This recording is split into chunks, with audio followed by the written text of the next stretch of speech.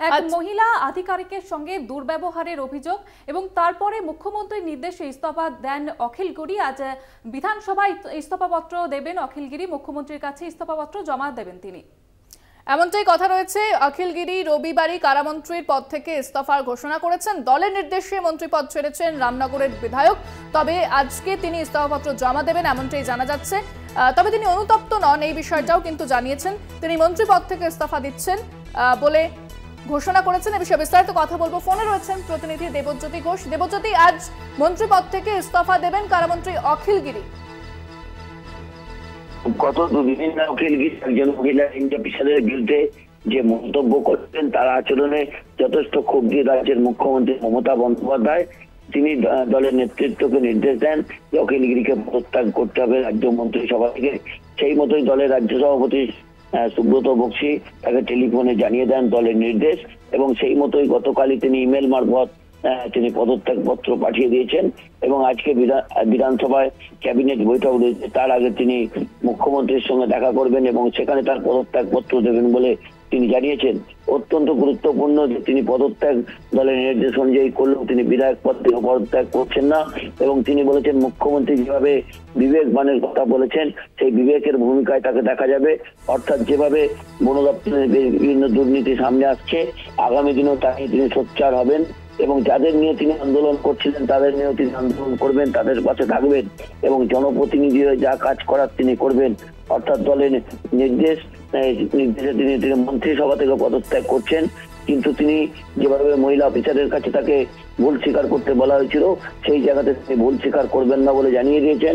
এবং তিনি বলেছেন জীবনে কোনোদিন কারো মাথা নত করেননি এবং কোনো আধিকারিকের কাছে কোনোদিন ক্ষমা চাননি, এবং সেক্ষেত্রেও তিনি ক্ষমা চাইবেন না বলেছেন। এবং তা নিয়ে কিন্তু রাজ্য রাজনীতি একটা তোলপাড় হচ্ছে। অখিল গিরি আগামী দিন রাজনৈতিক ভাবে কি কি ভূমিকা নেবেন যা অত্যন্ত গুরুত্বপূর্ণ। তৃণমূল কংগ্রেস তৈরির পর থেকে মমতা বন্দ্যোপাধ্যায়ের তৃণমূল কংগ্রেসের টিকিটে 3 বার নির্বাচিত হয়েছেন এবং একসময় কংগ্রেস কর্মী হিসেবে পরিচিত ছিলেন। একেবারে তৃণমূল নেত্রী মমতা বন্দ্যোপাধ্যায়ের দুঃসময়ের সহকর্মী ছিলেন। বারবার তিনি রামনগর বিধানসভা থেকে নির্বাচিত হয়েছিলেন, কিন্তু গত কয়েক বছর ধরেই তার কয়েকটি মন্তব্য নিয়ে দল যথেষ্ট স্বস্তিতে পড়েছে। এর আগে রাষ্ট্রপতি সম্বন্ধে মন্তব্য করেছিলেন। তৎকালীন ঘটনার পরিপ্রেক্ষিতে রাজ্যের মুখ্যমন্ত্রী মমতা বন্দ্যোপাধ্যায় তার ক্ষমা চেয়েছিলেন। তারপরে রাজ্যপাল সম্বন্ধে বেশ কিছু রুচিকর মন্তব্য করেছিলেন এই অখিল গিরি। তারপরে কিন্তু গত দুদিন আগে যেভাবে একজন মহিলা রেঞ্জ অফিসারের সঙ্গে তিনি ব্যবহার করেছেন তাতেই দল কিন্তু তাকে আর রেয়াত করেননি এবং তার উপর তার মাথা থেকে হাত তৃণমূল কংগ্রেস নেতৃত্ব তুলে নিয়েছেন।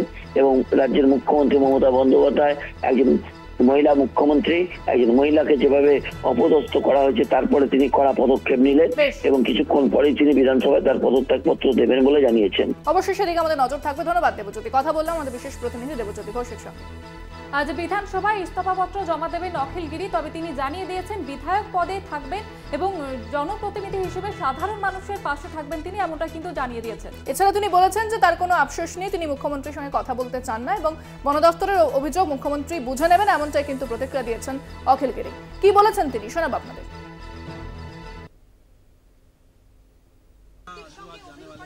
बोले हम कुछ नहीं बोलेंगे, दल मुझसे ऑर्डर देते हैं जे मंत्रिसभा से इस्तीफा देने के, हम इस्तीफा दे दिया, मुख्यमंत्री पास इस्तीफा दे दिया। मैं मेंबर हूँ, असेंबली का मेंबर हूँ। वो असेंबली का आज का लास्ट दिन है, अधिवेशन का लास्ट दिन है, वो अधिवेशन में हम जाते हैं, इसलिए हम आज तो आप असेंबली जा रहे हैं, सीएम के सामने जाएंगे, क्या कहना है? नहीं, हम सीएम को हम कुछ नहीं सीएम का साथ कुछ बात नहीं करेंगे। हमको इस्तीफा देने के बोला, हम इस्तीफा दे। सिचुएशन का जो आज अस्थिर का सिचुएशन होगा, इसलिए वो आधिकारिक का कुछ बात के लिए पब्लिक के लिए वो इंसल्ट करने पड़ेगा, इसलिए हम बोलेगा कुछ बात होगा, इसलिए सिचुएशन क्रिटिकल पोजीशन में चला गया, इसलिए हम पार्टी हमको बोलेगा कि तुम इस्तीफा दे दो, हम इस्तीफा दे दो। फॉरेस्ट डिपार्टमेंट क्या कंप्लेन करेगा वो मुख्यमंत्री समझा लेगा। हम फॉरेस्ट डिपार्टमेंट का कंप्लेन के लिए हम कुछ बात नहीं करेंगे। नहीं, कुछ अफसोस नहीं हुआ, कुछ अफसोस नहीं हुआ। विरोधी जो बोल रहे हैं, विरोधी का जो बोलेगा विरोधी के बात के लिए हम कुछ नहीं बोले।